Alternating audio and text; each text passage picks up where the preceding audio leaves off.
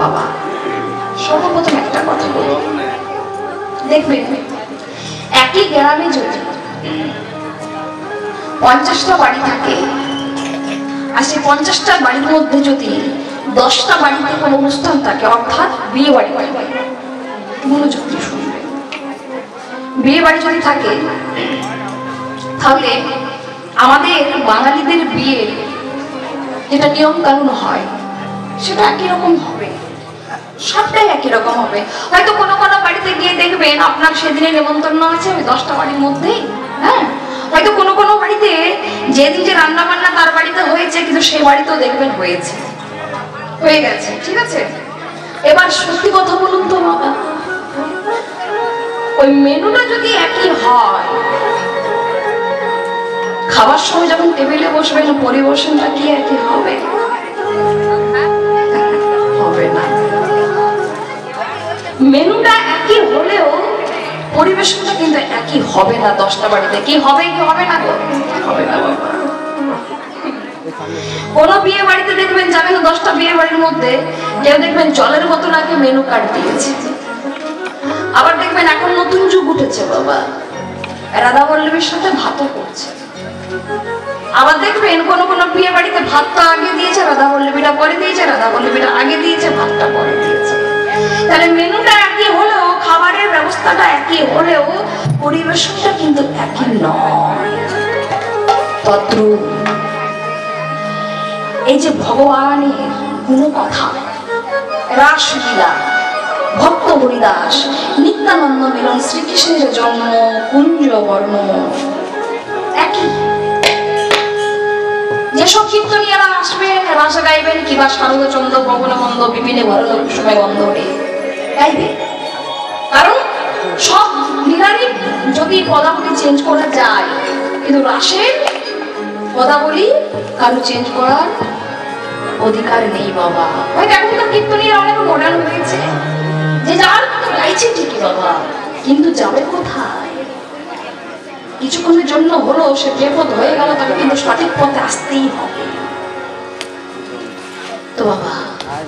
আর 3-3টে দিন আপনারা আজ বড় বড় কীর্তন জগতে যারা নক্ষত্র তাদের আপনারা সাধন করেছেন, আজকে এই ছোট্ট মেয়েটি আপনাদের কাছে ভগবানের অমৃতলীলা রস কথা তার আস্বাদন করবার কোনো ক্ষমতা নেই বাবা।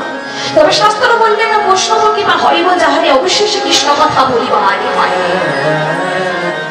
আপনাদের মতো সাধুগুরু বৈষ্ণবের যদি কিংবা হয় কিঞ্চিৎ কিঞ্চিৎ পদরজ যদি আপনারা আমার মস্তকে তুলে দিতে পারে, তাহলে অধমা দুটো হরি কথা কৃষ্ণ কথা বলতে পারবে বাবা।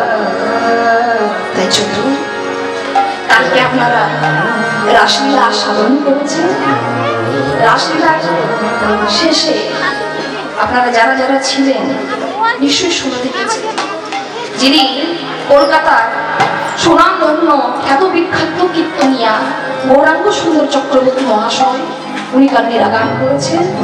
নিশ্চয়ই উনি আমার রাধা গোবিন্দকে স্বয়নে লিখেছেন। তাই চলুন আমরা সকলে মিলে এবার একত্রিত হয়ে সকলে মিলে সে আমরা আজ রাধা গোবিন্দকে জাগাবো। কেমন? আজ রাধা গোবিন্দকে জাগানোর আগে সর্বপ্রথম রাসেকে নৃত্য করেছিলেন, হ্যাঁ, পঞ্চতত্ত্ব নৃত্য করেছিলেন। তাহলে সর্বপ্রথম আমাদেরকে যেতে হবে কোথায়? শ্রীধাবন নবদ্বীপে, অর্থাৎ গৌর সুন্দরকে জাগাতে হবে। হ্যাঁ, তাই গৌর সুন্দর আমার কেমন ভাবে শয়নে আছে? হ্যাঁ, কোথায় শয়নে আছেন তো? গৌর সুন্দর দিবারাত্রি কোথায় নাম কীর্তন করতেন? ওই শিবাসনে।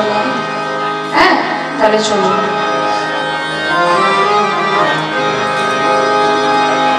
আজ শুয়ে আছে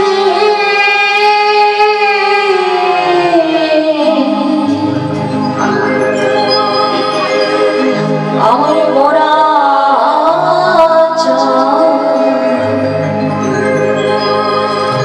ওই শয়ন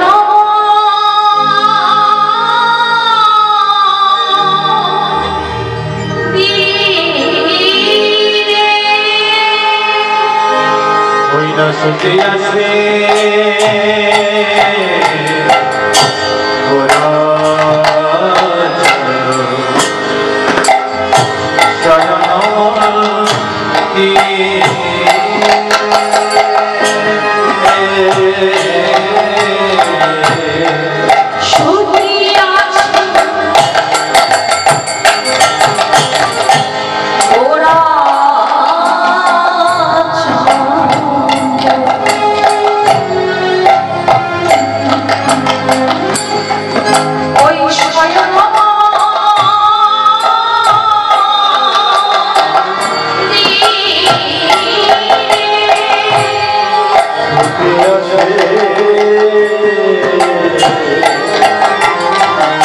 ভগবতে